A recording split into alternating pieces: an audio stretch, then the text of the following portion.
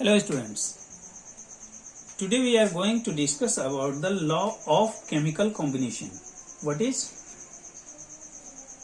law of chemical combination?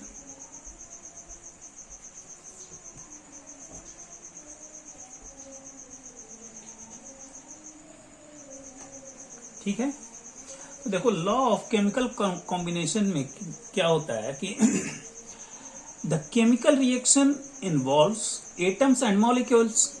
Atoms और molecules के involvement से केमिकल रिएक्शन होता है।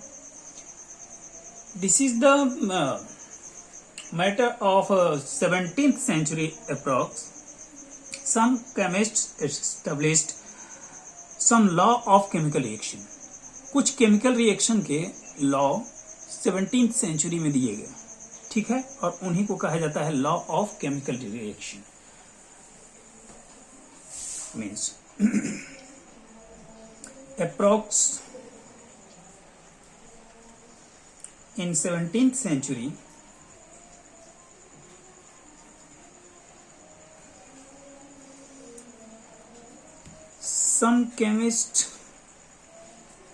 some chemists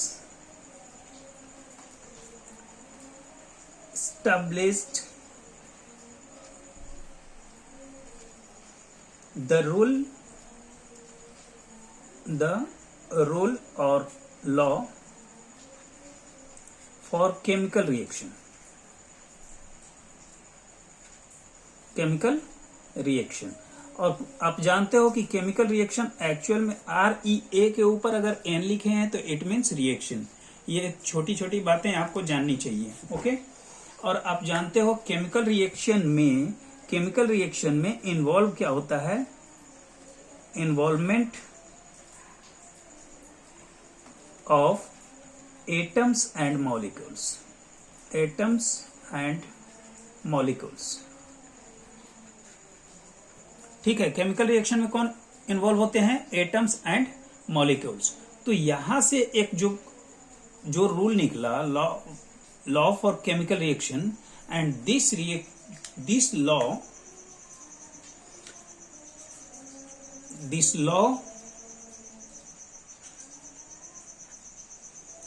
is known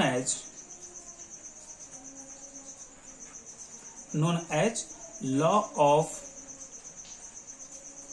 chemical reaction. Chemical reaction, ठीक है। इसको क्या नाम दे दिया गया? Law of chemical reaction. तो ये कितने होते हैं?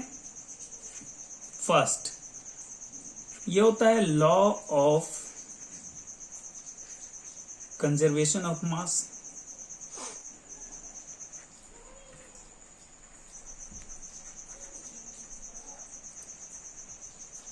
Second, that is law of constant composition,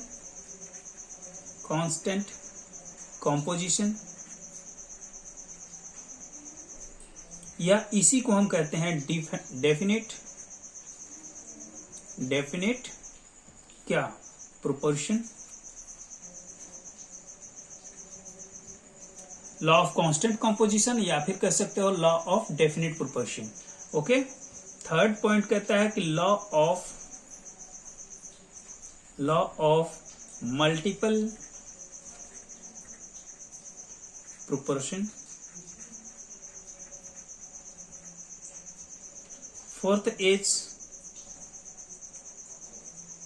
law of reciprocal proportion, and our last law is Gay-Lussac law. Gay-Lussac's law of combining volume, ठीक है। ये हमारे पास 5 टाइप के लॉ दिए गए, किसके द्वारा? कुछ केमिस्ट के द्वारा। कब? 17th सेंचुरी में। ये नहीं पूछा जाएगा कि कब दिया गया था, और ना ही ये पूछा जाएगा कि कौन कौन से कितने लॉ थे। आपसे ये पूछा जाएगा कि law of what do you mean by law of conservation of mass और any one from this 5. Okay, so let's we start from one by one. Law of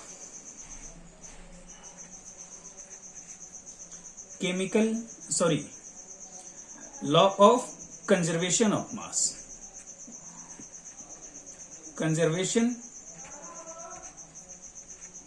of mass. Law of conservation of mass क्या कहता है, तो समझो आप इसको. Law of conservation of mass कहता है कि किसी फिजिकल या फिर केमिकल रिएक्शन में, किसी फिजिकल या केमिकल रिएक्शन में प्रोडक्ट का जो टोटल मास होगा वो इक्वल होगा किसके, टोटल मास ऑफ रिएक्टेंट के.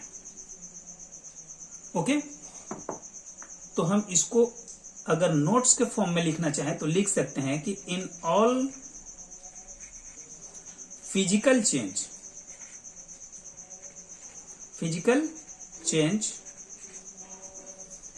And chemical reaction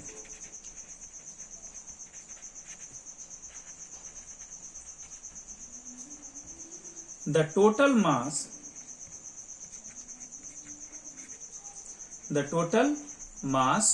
of the product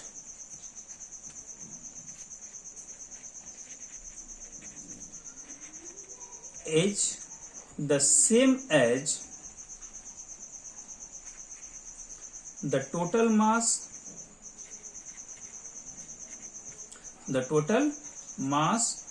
of the reactant. ठीक है, कहता है कि किसी भी फिजिकल या केमिकल चेंज में total mass of the product is the same, उतना ही होगा, टोटल मास ऑफ प्रोडक्ट उतना ही होगा जितना टोटल मास ऑफ रिएक्टेंट होगा.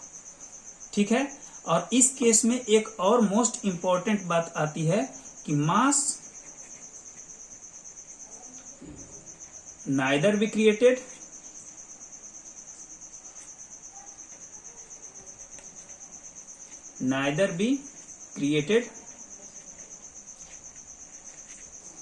nor be destroyed.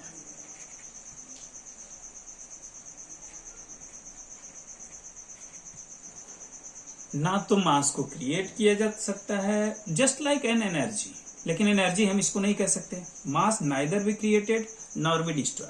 अगर हम कोई एक एग्जाम्पल लेना चाहें तो हम इसमें एग्जाम्पल ले सकते हैं. देखो,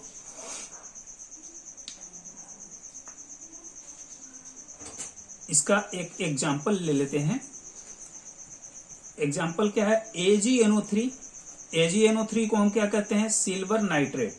ठीक है, silver nitrate reacts with NaCl that is sodium chloride and it forms AgCl plus NaNO3.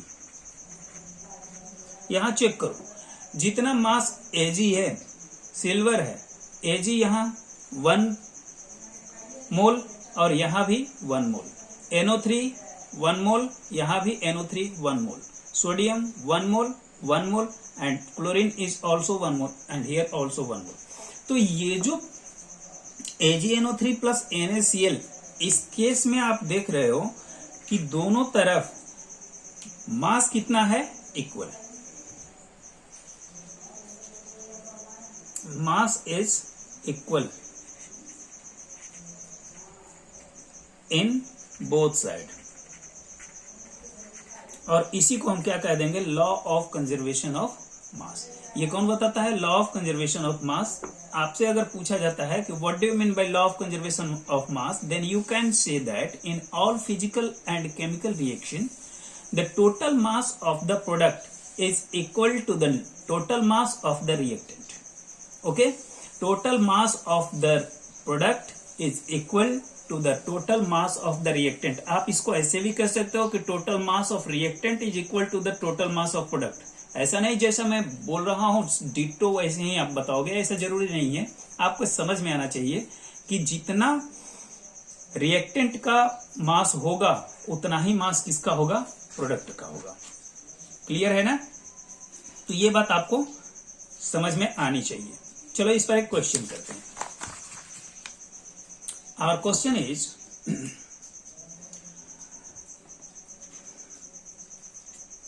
what weight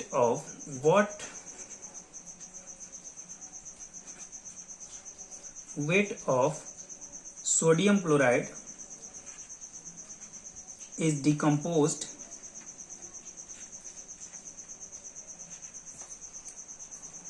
by 4.9 gram of 4.9 gram of sulphuric acid. H2SO4 को हम क्या कहते हैं? Sulphuric acid.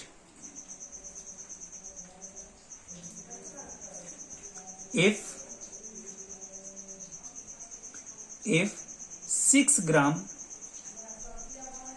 of sodium bicarbonate NaHSO4 को हम क्या नाम देंगे? Not bicarbonate, sodium bisulphate,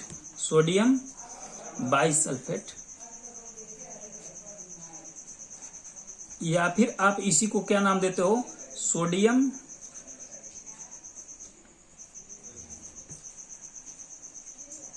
hydrogen sulphate and 1.825 gram of HCl। HCl का क्या नाम आप देते हो? Hydrogen chloride. ठीक है। अब ये जितने भी छोटे छोटे इनके केमिकल नेम हैं वो आपको याद होने चाहिए। अब आप 11th क्लास में पहुंच चुके हो। तो सल्फ्यूरिक एसिड को हम क्या कहते हैं? H2SO4। सोडियम बाइसल्फेट क्या होता है? Sodium NaHSO4। या फिर सोडियम हाइड्रोजन सल्फेट हम किसको कहते हैं? NaHSO4। और हाइड्रोजन क्लोराइड किसको कहते हैं? HCl को। तो ये सारी चीजें, छोटी छोटी बातें आपको याद होनी चाहिए। Are produced in the same reaction,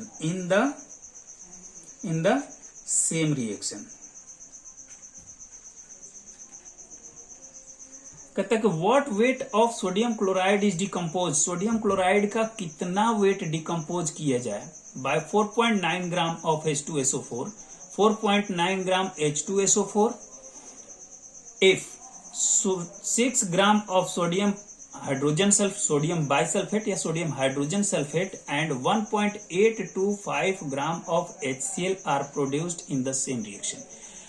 उस रिएक्शन में सोडियम क्लोराइड को कितने सोडियम क्लोराइड को H2SO4 के साथ 4.9 ग्राम ऑफ H2SO4 के साथ डिकम्पोज किया जाए कि 6 ग्राम सोडियम बाइसल्फेट और 1.825 ग्राम हाइड्रोजन क्लोराइड प्रोड्यूस हो। क्वेश्चन समझ में आ गया आप लोगों को? क्वेश्चन ये कहता है कि what weight of sodium chloride is decomposed, means sodium chloride के कितने वेट को डिकम्पोज किया जाए 4.9 ग्राम सल्फ्यूरिक एसिड के साथ कि 6 ग्राम सोडियम बाइसल्फेट और 1.825 ग्राम हाइड्रोजन क्लोराइड प्रोड्यूस हो जाए। क्लियर है क्वेश्चन? अब देखो इसका सॉल्यूशन देखो। सबसे पहले आपको रिएक्शन लिखना आना चाहिए। तो आप रिएक्शन में क्या लिखोगे? कैसे आप इसको सॉल्व करते हो? Sodium chloride NaCl plus H2SO4 react करता है और बनाता है sodium bisulphate along with HCl। Is that? ये HCl है, D नहीं है, ध्यान रखिएगा। HCl hydrogen chloride. ओके। कहता है कि what weight of sodium chloride, तो इसको मान लो X। 4.9 ग्राम ऑफ H2SO4, ये कितना है? 4.9 ग्राम। सोडियम बाइसल्फेट कितना दिया है? 6.0 ग्राम। और हाइड्रोजन क्लोराइड कितना प्रोड्यूस हो रहा है? 1.825 gram. Okay. Law of conservation of mass क्या कहता है कि mass of reactant must be equal to the mass of product. Clear है ना? तो इन दोनों को अगर हम ऐड कर दें, इसको ऐड कर दें और इनको ऐड कर दें, तो ये दोनों क्या होने चाहिए? इक्वल। सिंपली आप इसे कर सकते हो, x plus 4.9 is equal to 6.0 plus 1.825 is that, यहां लिख सकते हो कि according to what, law of conservation of mass, law of conservation of mass, law of conservation of mass के अकॉर्डिंग क्या हो गया, x plus 4.9, x plus 4.9 is equal to 6.0 plus 1.825। 6.0 को आप 6 भी लिख सकते थे, लेकिन 0.0 हमेशा आप लिखते चलोगे, क्यों, क्योंकि ये एब्सोल्यूट बताता है। ओके, अब यहां देखो x इज इक्वल टू क्या हो जाएगा, इन दोनों को ऐड कर दो, कितना आएगा 7.825, और इसको क्या कर दो, राइट साइड आएगा तो ये क्या हो जाएगा, माइनस हो जाएगा 4.9। अब इसे अगर कैलकुलेट करोगे तो अपना रिजल्ट कितना आएगा, 2.925 ग्राम। ठीक है, मीन्स व्हाट कि x किसकी वैल्यू थी, सोडियम क्लोराइड की, तो सीधी सी बात है, क्या लिखोगे, wait of sodium chloride decomposed is equal to 2.925 gram. Clear है ना, means in this type of question you have, first of all you have to write the reaction, after that calculate each and every point। यहां दिया गया है कि sodium chloride का कितना wait हमें डिकम्पोज करना पड़ेगा, तो उसको हम मान लेंगे x। उसके बाद सबके मेजरमेंट दिए हुए हैं, इन दोनों को ऐड करो, रिएक्टेंट के जो वेट होंगे वो प्रोडक्ट के वेट के इक्वल होंगे, इन दोनों को आप ऐड करोगे और सिंपली आप कैलकुलेट कर लोगे। ठीक है, इतनी बातें आप क्लियर हो गई। अब देखो अपना आता है सेकेंड लॉ। सेकेंड लॉ क्या कहता है, सेकेंड लॉ कहता है कि लॉ ऑफ डेफिनिट या फिर constant proportion.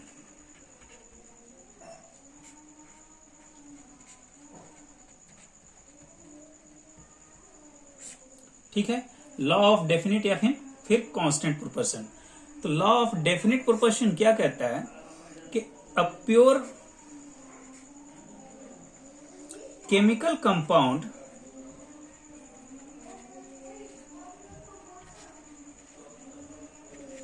always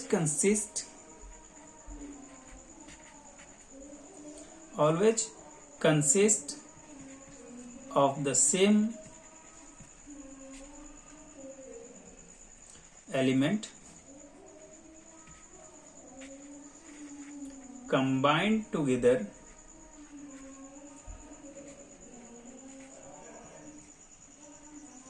in a fixed proportion by weight।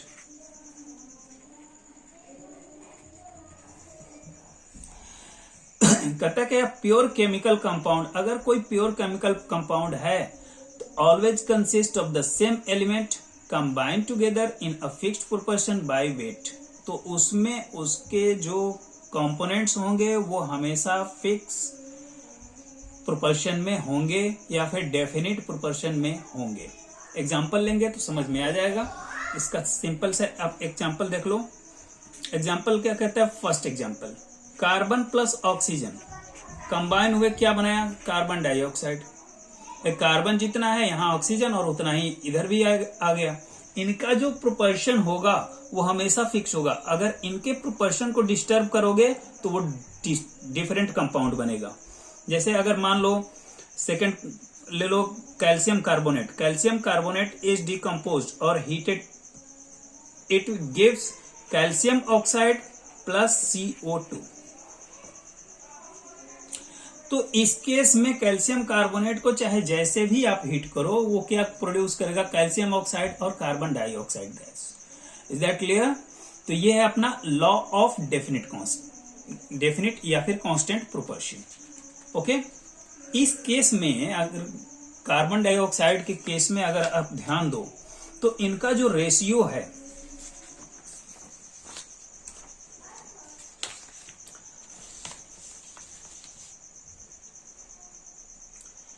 इन दोनों केस में अगर देखोगे तो कार्बन डाइऑक्साइड वाले केस में देख लो तो उसमें जो कार्बन एंड ऑक्सीजन, देखो यहां कार्बन और ऑक्सीजन आपस में मिलकर के क्या बनाते हैं, कार्बन डाइऑक्साइड गैस। तो carbon and oxygen are in the ratio of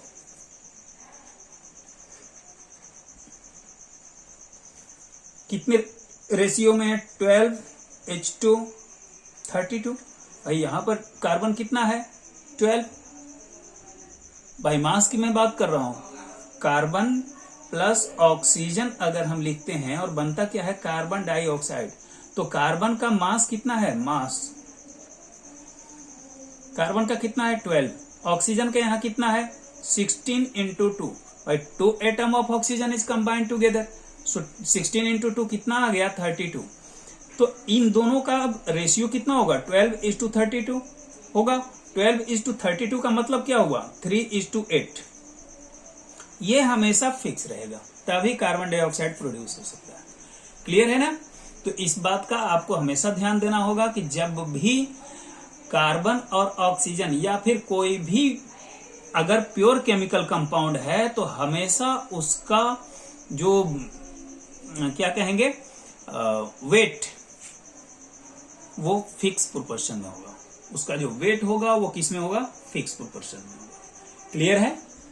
okay, दिखाई दे रहा है? अब दिखाई दे रहा है ना?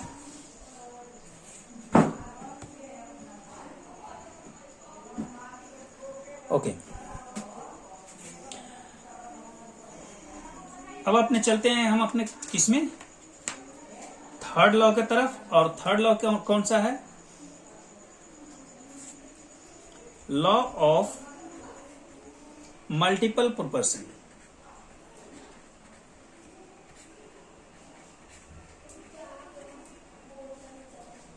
Law of multiple proportion. अब देखो लॉ ऑफ मल्टीपल प्रोपोर्शन में थोड़ा सा आपको ध्यान देना होगा, मीन्स ये आपके लिए इंपॉर्टेंट भी है और ये थोड़ा सा स्लाइटली क्रिटिकल भी होगा, लेकिन ध्यान दोगे तो बहुत इजीली समझ में आ जाएगा। इस लॉ को डाल्टन ने दिया था। किसने दिया था, डाल्टन ने। 1803 की बात है, जब इन्होंने मल्टीपल प्रोपोर्शन का लॉ दिया। इन्होंने कहा कि if two elements combine to form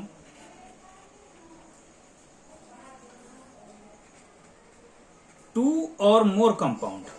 कितना, टू और मोर कंपाउंड। अगर दो या दो से ज्यादा एलिमेंट आपस में कंबाइन होते हैं, इफ टू एलिमेंट्स कंबाइंड, अगर दो एलिमेंट आपस में कंबाइन होते हैं और दो या दो से ज्यादा क्या बनाते हैं, मोर 2 बार लिख दिए, मोर कंपाउंड, दो या दो से ज्यादा कंपाउंड बनाते हैं, तो the weight of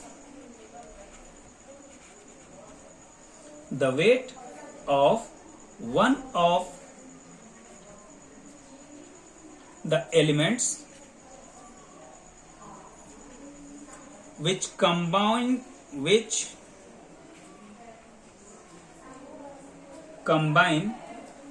a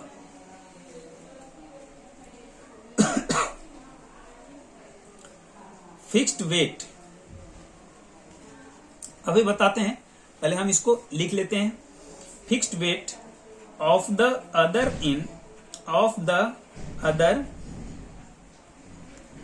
in this compound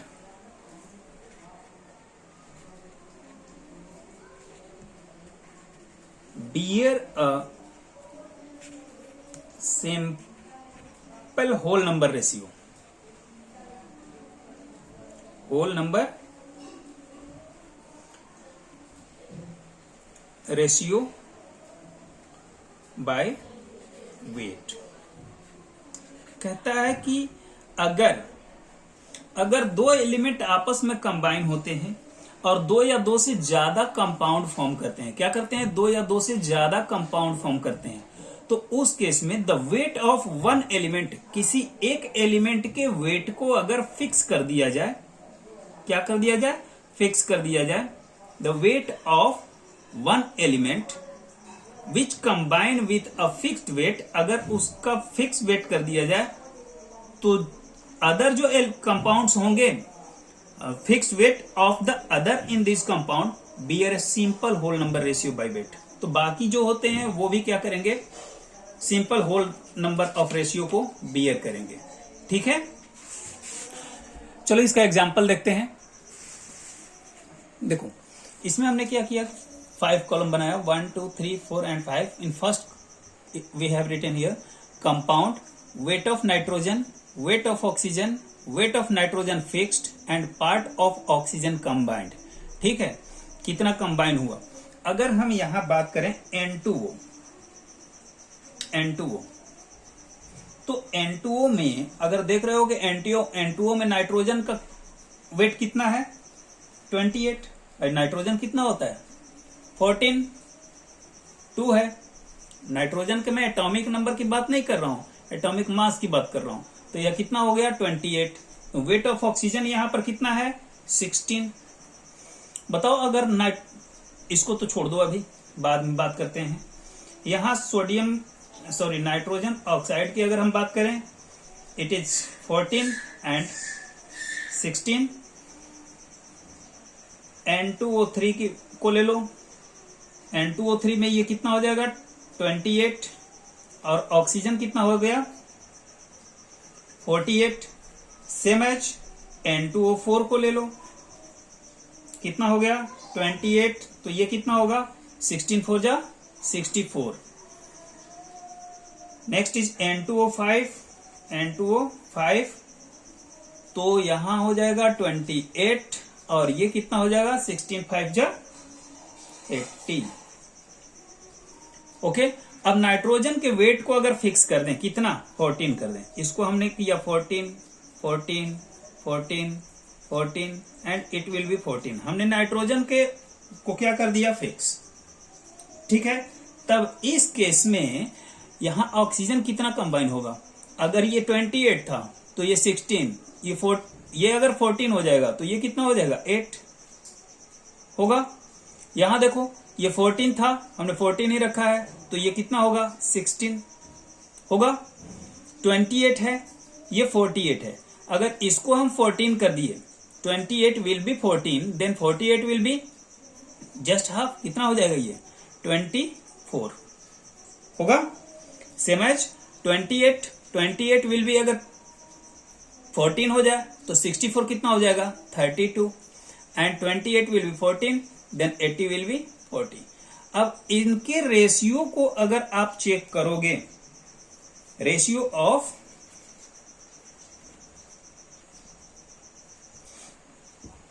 oxides, तो क्या होगा, 8:16:24:32:40। सिंपल फॉर्म में लिखोगे तो कितना आएगा, 1:2:3:4:5।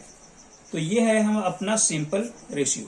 यही कहता है लॉ ऑफ मल्टीपल प्रोपोर्शन कि इस केस में अगर हम किसी एक को फिक्स कर दें, हमने नाइट्रोजन को क्या कर दिया, फिक्स कर दिया।